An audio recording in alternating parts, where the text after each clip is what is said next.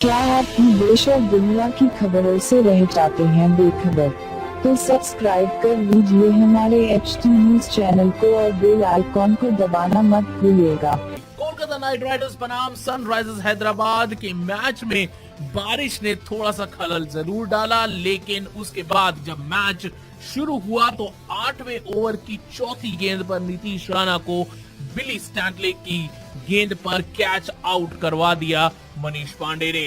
पांडे जो कि पॉइंट पर फील्डिंग कर रहे थे, बिली स्टैंटले की गेंद पर नीतीश राणा ने एक जोरदार शॉट खेल दिया और पांडे अपने राइट की तरफ डाइव किए और अपने दोनों हाथ से बॉल को कैच करने की कोशिश करी, लेकिन बॉल उनके हाथों से छूट गई। लेकिन मनीष पांडे ने उसको फाइनली कैच कर लिया जैसे ही वो डाइव मारकर नीचे जमीन पर गिरने लगे। तो यहाँ पर एक खूबसूरत कैच पकड़कर मनीष पांडे ने एक बड़ा विकेट दिलवा दिया है नीतीश राणा के रूप में।